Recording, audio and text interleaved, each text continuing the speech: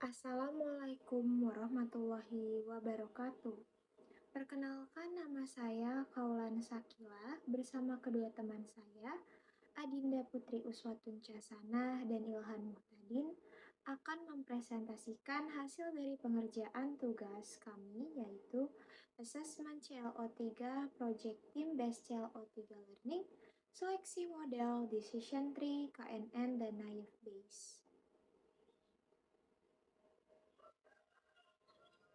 Latar belakang dataset. Dataset yang kami gunakan mengandung informasi yang terkait dengan diagnosis penyakit ginjal kronis. Mencakup berbagai parameter klinis seperti usia, tekanan darah, kadar hemoglobin, dan lainnya. Pengolahan dataset ini melibatkan langkah-langkah pra-pemrosesan data, analisis statistik, dan pengenalan pola, yang mana kami akan menyelidiki mengenai masalah kualitas dataset. Pemilihan metode. Setelah melakukan pengujian seleksi model, decision tree, KNN, dan naive Bayes yang telah kami lakukan, kami memilih dua metode pembelajaran, yaitu KNN dan naive Bayes, karena keunggulannya masing-masing. KNN bekerja dengan mendekati ketergantungan variabel-variabel yang mirip, sementara naive Bayes memanfaatkan probabilitas untuk membuat prediksi. Untuk detail codingan algoritma machine learning akan dijelaskan oleh teman saya, Ilhan. Penyelidikan data-data dan poin-poin penting. Karena data pada dataset berjumlah di bawah 1000 data, dan kelompok kami tidak memiliki pengetahuan mendetail dalam bidang kesehatan atau terkait dengan dataset, maka kami memutuskan untuk tidak mendrop baris atau kolom dalam dataset. Sebagai gantinya, kami akan membuat dua macam data.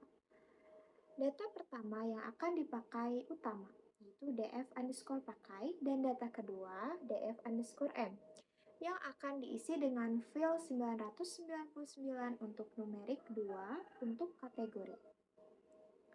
Selanjutnya, df_m akan digunakan untuk mengisi df_pakai. Untuk pengisian menggunakan random forest.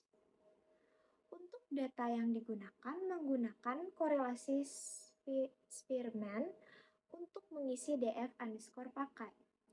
Jika data numerik data akan dibulatkan, sedang jika data kategorik akan diubah ke dalam string sebelum dimasukkan ke dalam df_pakai untuk memastikan data objek hanya ada dua macam. Lalu di sini kami menambahkan satu buah data lagi, yaitu df_pakai shuffled untuk validasi. Proses implementasi dari algoritma. Data processing. Di awal, kami melakukan data pre-processing terlebih dahulu.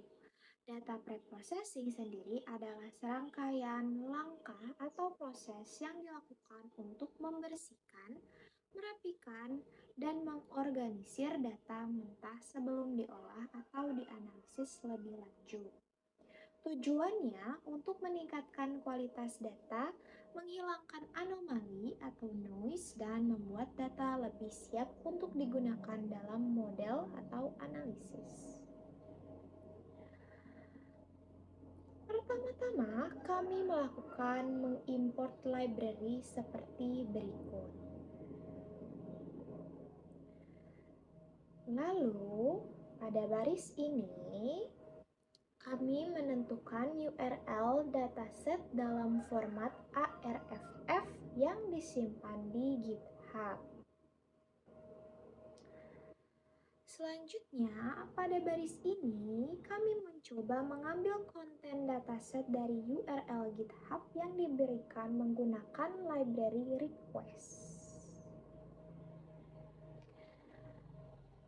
Selanjutnya, baris ini untuk mengekstrak konten teks dari respons yang diperoleh dari GitHub. Dan baris selanjutnya ini membagi teks menjadi baris dan kemudian setiap baris menjadi list menggunakan koma sebagai pemisah. Ini membuat list of list di mana setiap sublist mewakili satu baris data. Selanjutnya, baris yang ini untuk menentukan nama kolom yang akan digunakan saat membuat data frame. Dan yang terakhir, kode ini merupakan kode untuk membuat data frame menggunakan data yang diekstrak dari file ARFF tadi. Kode ini melewati 145 baris pertama dan 3 baris terakhir, kemudian menghapus kolom no underscore name. Selanjutnya, dalam langkah ini, nilai-nilai yang tidak diinginkan yang direpresentasikan dengan tanda tanya digantikan dengan none atau not a number. Penggunaan in place sama dengan true ini mengubah data frame asli tanpa perlu menyimpan hasilnya ke variabel baru. Lalu, kolom-kolom yang terdaftar dalam INTT akan diubah tipe datanya menjadi float. Kolom-kolom ini melibatkan informasi seperti age, umur, tekanan darah, BP, gula darah, setelah puasa, BGR, ureum darah, BU, dan lain-lainnya. Fungsi pada pd.toUnderscoreNumeric digunakan untuk mengonversi nilai-nilai dalam kolom-kolom yang terdaftar dalam int atau INTT menjadi numerik. Pengaturan error sama dengan kurse digunakan agar nilai yang tidak dapat diubah menjadi numerik digantikan dengan none. Selanjutnya, dengan as-type dalam kurung float, kolom-kolom ini diubah menjadi tipe data float. Maka hasil akhir dari algoritma ini adalah data frame yang telah dibersihkan dari nilai-nilai tidak diinginkan dan kolom-kolom tertentu telah diubah tipe datanya menjadi float. Selanjutnya, seperti pada kode berikut, di sini kami memisahkan data menjadi dua. Tujuan dari kedua baris kode ini adalah untuk memisahkan data frame DF menjadi dua bagian. Yang pertama berisi kolom-kolom numerik yaitu df_nums dan yang lainnya berisi kolom-kolom objek yaitu df_objs. Selanjutnya memperbaiki inputan yang salah objeknya. Algoritma ini menggunakan perulangan for untuk iterasi melalui setiap indeks kolom dalam data frame. Unique_dm value ini di setiap iterasi nilai unik dari kolom yang sedang diiterasi diambil menggunakan fungsi unique. Nah, lalu setelah mendapatkan nilai unik, informasi tersebut dicetak ke layar, termasuk nama kolom dan nilai uniknya menggunakan algoritma berikut ini, yaitu algoritma print. Lalu berikut adalah hasil pencetakan berdasarkan contoh data frame yang diberikan. Setelah itu, terdapat beberapa langkah pemrosesan data tambahan seperti mengganti nilai yang tidak konsisten pada kolom DM, CAD, APPT, PE, dan kelas dengan nilai yang konsisten. Berikut ini algoritmanya. Nah, untuk materi selanjutnya akan dijelaskan oleh teman saya, Dinda. Terima kasih. Selanjutnya, untuk mempersingkat waktu dalam penginputan data kosong ketika data kosong kurang dari 5%, maka akan diisi dengan mean untuk data numerik. Sedangkan untuk data non-numerik akan diisi dengan nilai mode atau nilai moda.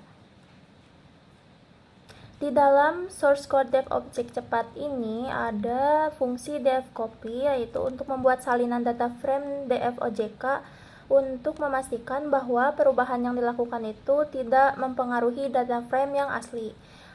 Ini dilakukan supaya manipulasi data yang dilakukan pada salinan data frame tersebut tidak memengaruhi data frame yang asli. Kemudian untuk fungsi threshold ini untuk menentukan ambang batas berdasarkan persentase data yang diizinkan untuk hilang atau U. Ambang batas ini nanti digunakan untuk menentukan kolom mana yang akan diimputasi. Kemudian untuk fungsi columns to drop ini untuk membuat series boolean yang menunjukkan kolom mana yang memiliki jumlah data hilang di bawah ambang batas. Jadi columns to drop ini berisi true untuk kolom-kolom yang akan diimputasi nanti. Kemudian select columns ini untuk memilih hanya kolom-kolom yang memiliki data hilang di bawah ambang batas saja. Jadi select columns ini hanya berisi nama-nama kolom yang memenuhi kriteria. Selanjutnya for i in range untuk memulai loop untuk setiap kolom pada data frame df copy. Lalu for j in range untuk memulai loop setiap kolom yang terpilih untuk diimputasi. Kemudian if df copy columns yaitu untuk memeriksa apakah nama kolom pada posisi I dalam data frame sama dengan nama kolom yang terpilih pada posisi J. Nah, jika iya, nanti langkah-langkah berikutnya akan dilakukan. Kemudian fungsi df copy bagian yang ini menggunakan nilai moda dari kolom yang sesuai untuk mengisi nilai hilang dalam kolom tersebut. Kemudian return df copy untuk mengembalikan data frame yang telah diimputasi. Dengan cara ini, fungsi objek cepat ini melakukan imputasi nilai hilang pada kolom-kolom yang memiliki jumlah data hilang di bawah ambang batas yang ditentukan U tersebut. Imputasi ini dilakukan dengan menggantikan nilai hilang dengan moda atau nilai mode dari masing-masing kolom. Selanjutnya, setelah menjalankan fungsi objek cepat dengan menggunakan data frame df objs dan ambang batas 5% atau U sama dengan 5, hasilnya disimpan dalam data frame baru df objs imp. Df objs imp ini membuat data frame baru dengan menggunakan fungsi objek cepat yang telah didefinisikan sebelumnya. Kemudian fungsi ini untuk memanggil fungsi objek cepat dengan argumen data frame df objs dan ambang batas 5%. Ini akan mengembalikan data frame yang telah diimputasi dengan nilai yang hilang di bawah 5% diimputasi dengan moda. Sebagai hasilnya, df objs imp ini sekarang berisi data frame yang telah diimputasi untuk nilai yang hilang dalam kolom-kolom objek. Dan imputasi dilakukan itu berdasarkan moda dari masing-masing kolom. Selanjutnya untuk fungsi def in cepat, di sini ada df copy, yaitu untuk membuat salinan data frame def in untuk memastikan bahwa perubahan yang dilakukan itu tidak mempengaruhi data frame yang asli. Kemudian untuk threshold ini untuk menentukan ambang batas berdasarkan persentase data yang diizinkan hilang atau U. Ambang batas ini digunakan untuk menentukan kolom mana yang akan diimputasi. Kemudian columns to drop sama dengan df copy is null.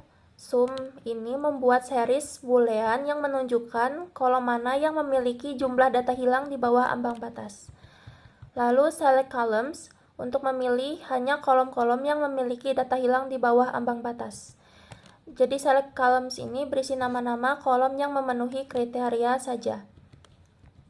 Lalu for i in range membuat loop untuk setiap kolom data frame df copy.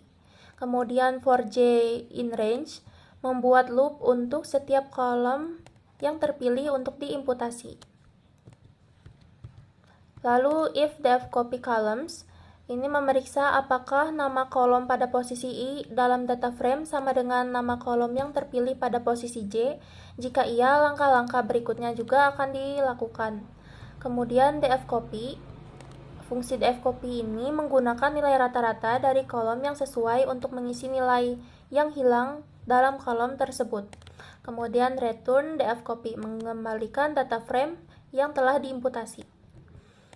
Jadi fungsi ini itu dirancang untuk mengatasi nilai-nilai yang hilang dalam kolom-kolom numerik dengan mengisi nilai-nilai tersebut dengan rata-rata dari masing-masing kolom.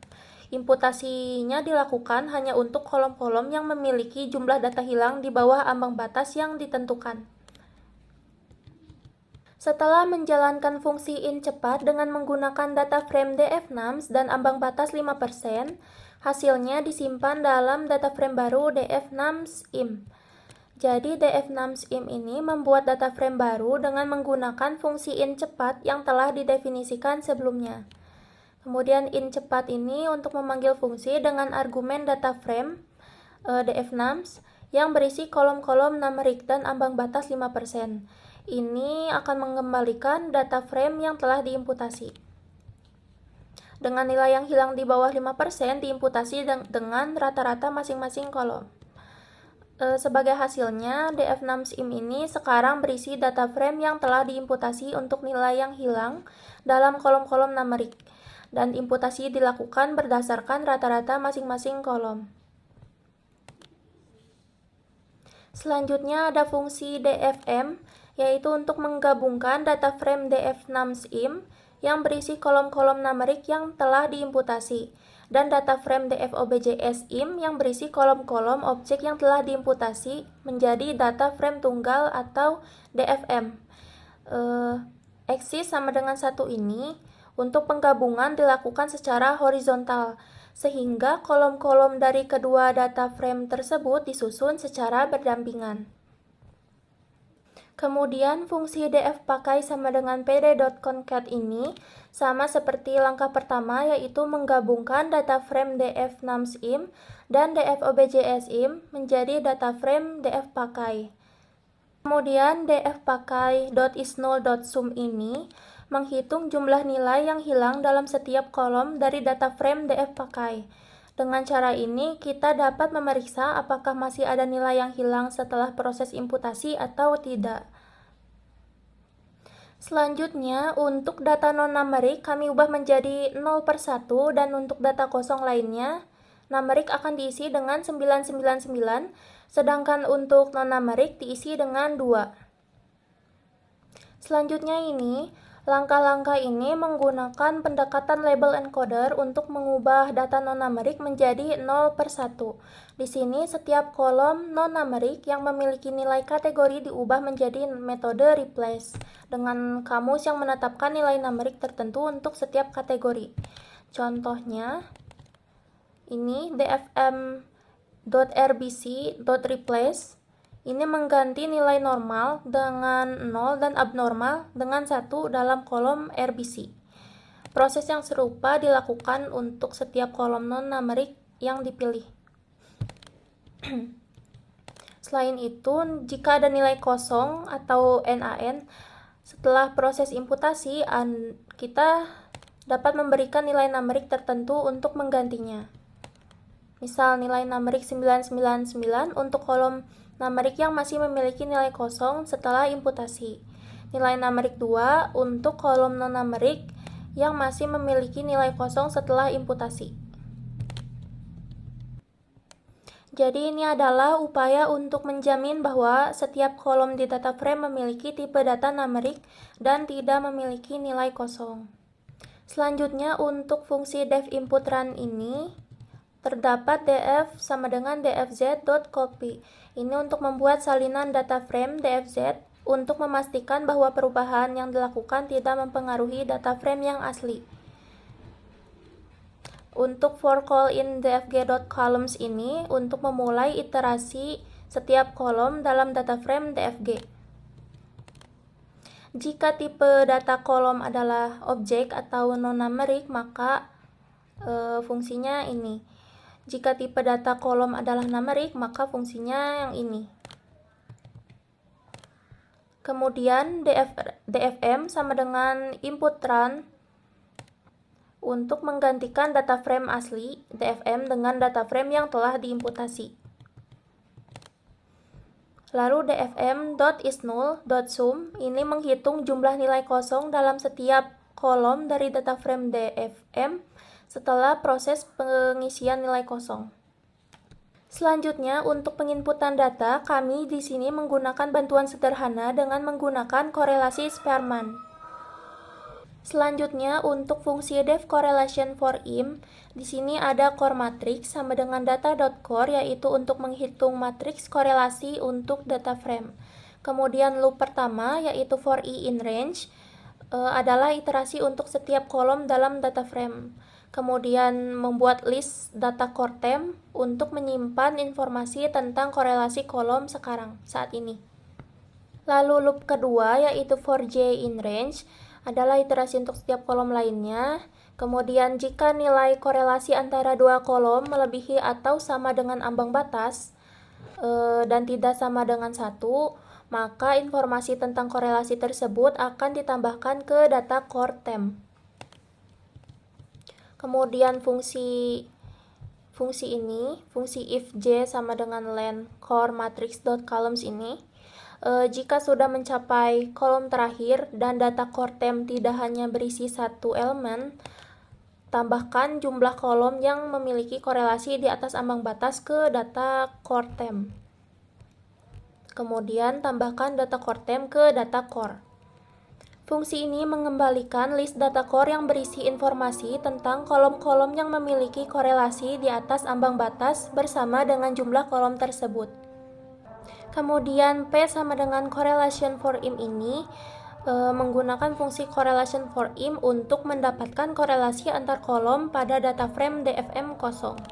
Ambang batas korelasi yang ditetapkan di sini adalah 0,5, yang berarti hanya korelasi yang melebihi 0,5 yang akan dicatat. Kemudian PDF sama dengan pd.dataframe ini hasil korelasi yang diperoleh dari fungsi tersebut kemudian diubah menjadi data frame. Lalu df2 sama dengan pdf.sort values. Data frame PDF ini kemudian diurutkan berdasarkan kolom pertamanya, kolom yang berisi jumlah kolom yang memiliki korelasi di atas ambang batas. Jadi hasilnya disimpan dalam data frame df2.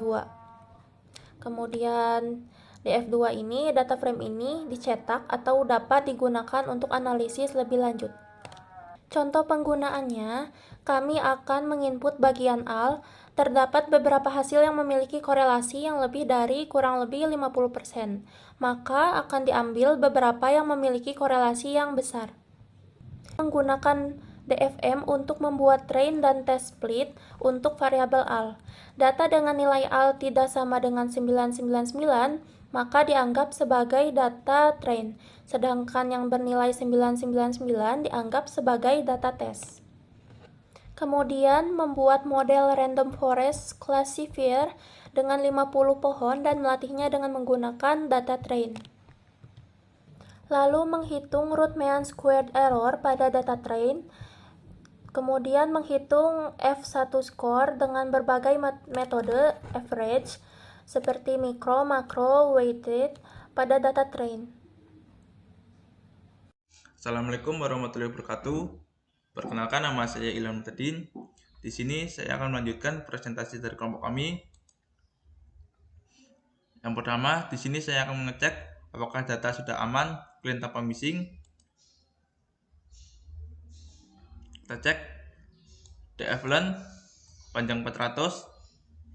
Di sini AL berisi 1 2 3 4 5 6, SG 1 2 3 4 5, SU 1 2 3 4 5 6. Dan untuk bagian objek lainnya berisi 2.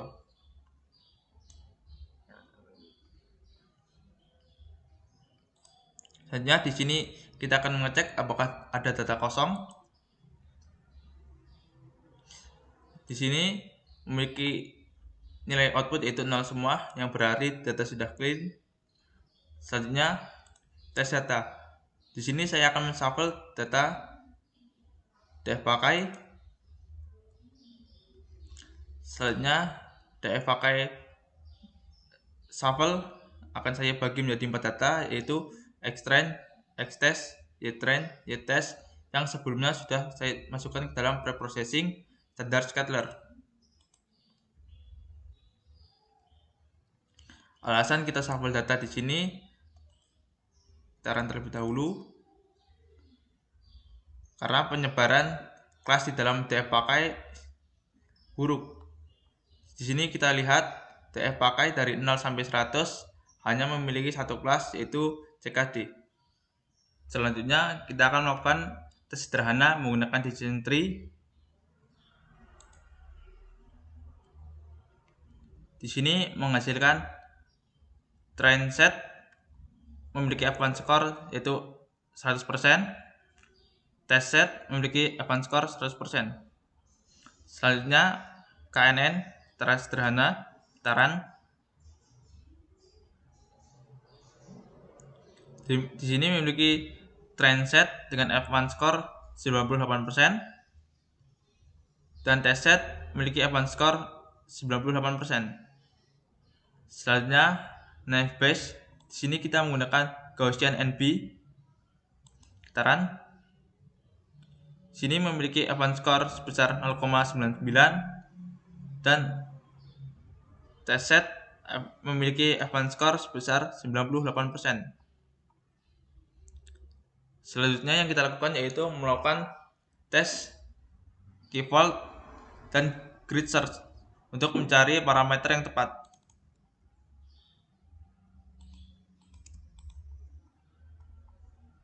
Kita run.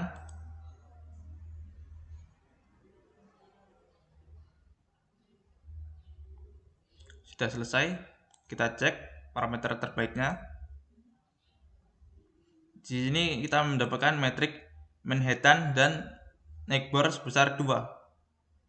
Selanjutnya kita coba decision tree. Bentar, kita cek.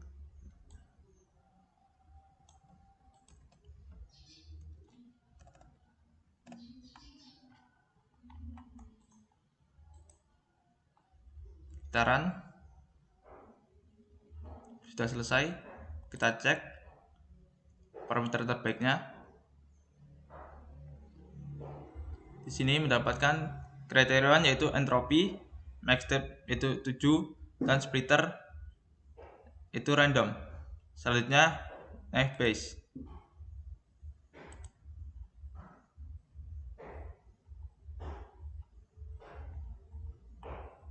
Kita cek parameter terbaiknya. Sini hanya menampilkan Gaussian NB, yang berarti parameter terbaik adalah parameter default atau parameter bawaan.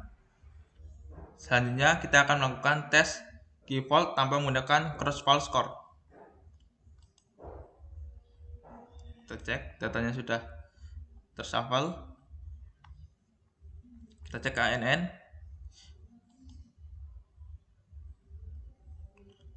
Untuk tes pertama mendapatkan akurasi 100%, tes kedua 100%, tes ketiga 100%, tes keempat 97%, tes kelima mendapatkan 99%. Yang kita rata-ratakan mendapatkan 99,2%.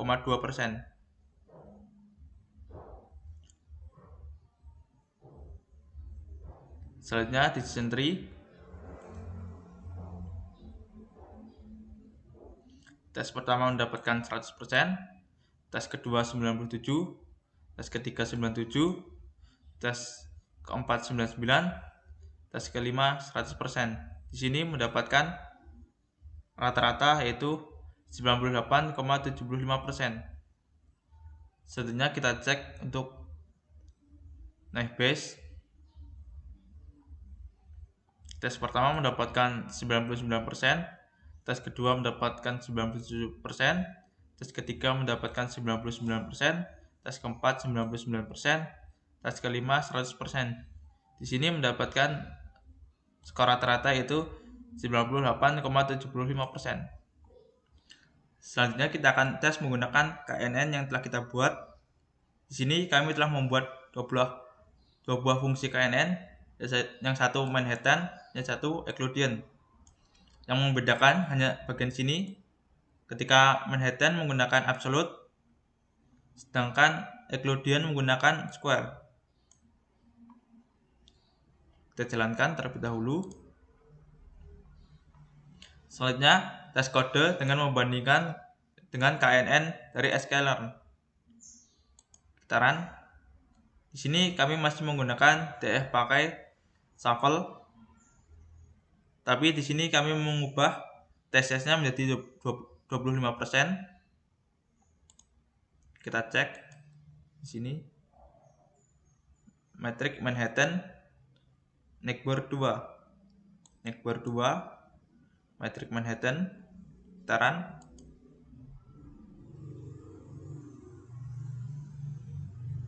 Di sini menghasilkan semuanya true. Untuk pengecekannya lebih lanjut, kita dapat menggunakan fungsi ini. Di sini 100 datanya sama. Kita cek klasifikasi report. Di sini mendapatkan event score dan akurasi sempurna yaitu 100%. Selanjutnya akan kita lakukan pengecekan lebih mendalam. Di sini kodenya sebenarnya sama dengan sebelumnya, tapi di sini kita menggunakan bantuan perulangan dengan mengganti nilai random step-nya menjadi I. I di sini rentang dari 0 sampai 19. Dan di sini kita tambahkan ytest.head.indexValue untuk menampilkan nilai indeks bagian teratas. Kita run.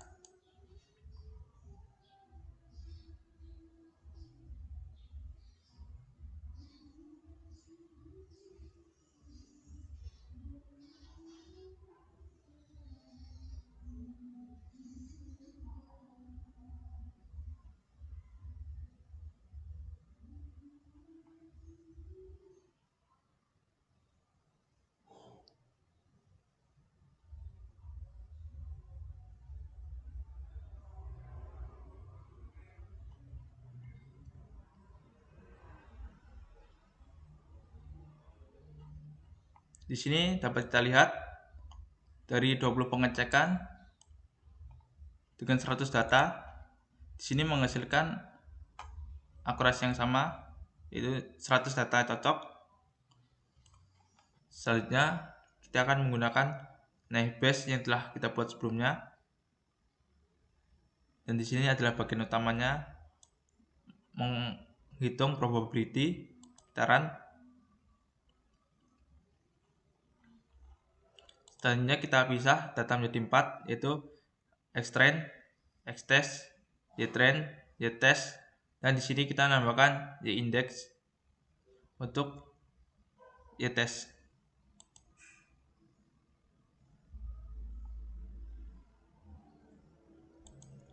Di sini adalah parameter yang sebelumnya, yaitu parameter yang kita cari menggunakan grid search. Nah, di sini tidak ada isinya atau polosan, kita akan menggunakan polosan juga. Kita run. Di sini menghasilkan data true semua. Dari sini, ini dan ini. Untuk lebih jelasnya kita run fungsi ini. Di sini menghasilkan 100% data yang sama. Selanjutnya kita tes klasifikasi reportnya.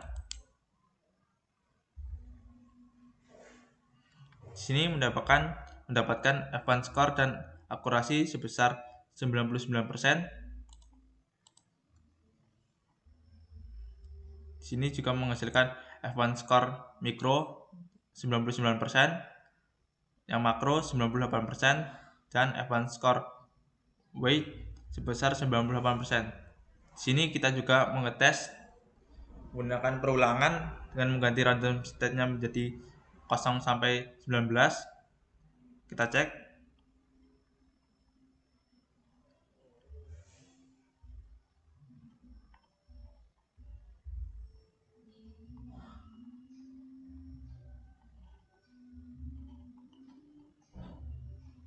Di Di sini dapat kita lihat menghasilkan status data yang sama. Dan untuk terakhir kita simpan dan pakai ke dalam output data setelah cleaning.csv. Kesimpulannya adalah, berdasarkan evaluasi yang kami lakukan dengan menggunakan metode KNN, naive Bayes, dan decision tree, dan menggunakan k-fold untuk validasi, yaitu KNN menghasilkan rata-rata F1 skor sebesar 0,992, dan naive Bayes menghasilkan rata-rata F1 skor sebesar 0,987, kemudian decision tree menghasilkan rata-rata F1 skor sebesar 0,985. Berubah-ubah tergantung parameter yang didapatkan dalam grid search.